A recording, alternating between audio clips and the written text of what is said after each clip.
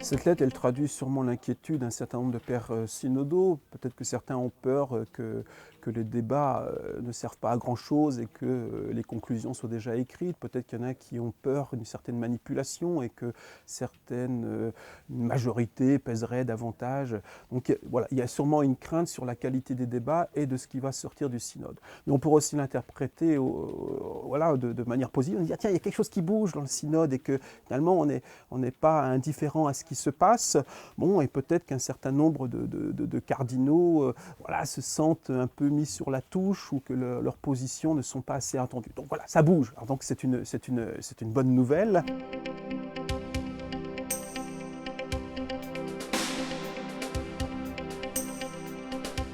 Ce qui se joue avec peut-être des gens qui sont plus soucieux d'une réaffirmation de la doctrine de l'Église, et puis de cardinaux qui sont plus attachés à répondre aux enjeux de ce temps et de se dire ah oui, mais il y a des difficultés qui existent dans nos communautés. On voit bien que dans la pastorale, on rencontre peut-être un certain nombre d'incohérences. Donc essayons quand même d'être plus cohérents dans ce que nous proposons. Et donc c'est ça ce qui est en train de se jouer aujourd'hui dans le synode, c'est essayer de rapprocher ce qui est de la doctrine, donc la fidélité au message de Jésus, avec les pratiques que l'Église propose.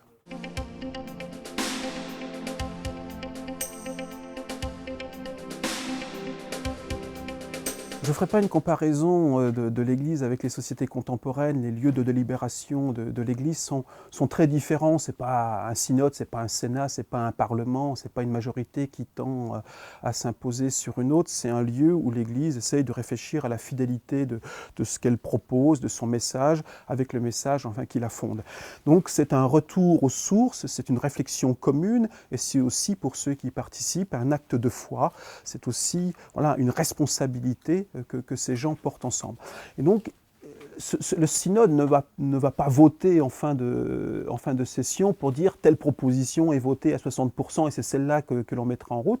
Il se peut parfaitement qu'une proposition votée par le synode ne soit pas endossée par le pape par la suite. Donc on voit bien qu'on n'est pas dans un régime démocratique, il faut le dire, mais l'Église est un lieu où on n'a pas peur d'aborder un certain nombre de questions et ça veut être un lieu de délibération et on a pris le temps pour cela, voilà, avec 2 ans de consultation et de débat.